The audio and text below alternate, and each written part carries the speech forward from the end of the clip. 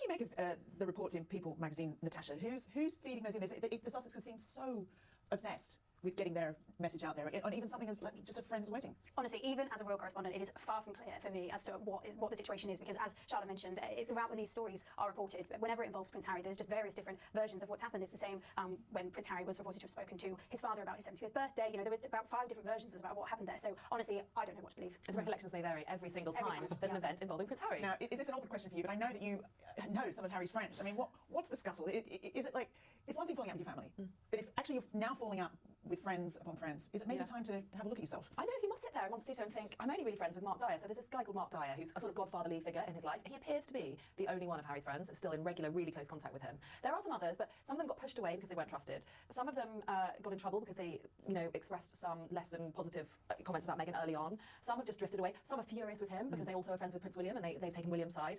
And you've got to think, in Montecito, I'm not really speaking to my father, I'm not speaking to my brother, none of my friends. I found really shallow about this conversation here, on this section, is that we all grow apart. We all have family members and friends that we grow apart from as the time goes on.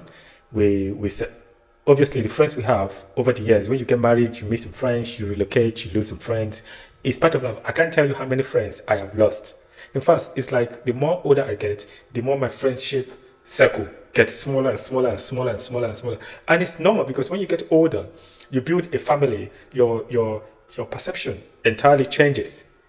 Your reality changes. Your attention focus switch from your friends to your family. You stop going out, you stop meeting out as much and people move on. So it doesn't have to do with any character flop in your behavior or that you don't get along with people. No, it just means that on this stage in my life, things have changed and people have moved on from some certain kind of people. So I don't know why they're making this about Harry's having maybe some sort of negative connotation to it. It's normal.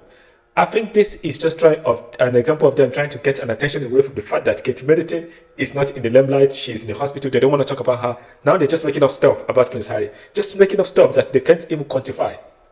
They can't quantify. They can't give you one example of someone that have said, that have come to them or bring someone on TV that said, I used to know Harry. This is what Harry did to me, blah, blah, blah. It's all just hearsay.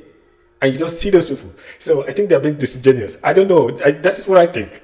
But what do you think? Do you think this so-called royal experts are just intentionally diverting our attention away from the fact that Kate Middleton cannot be seen anywhere? Let me know what you think in the comment section, yeah? And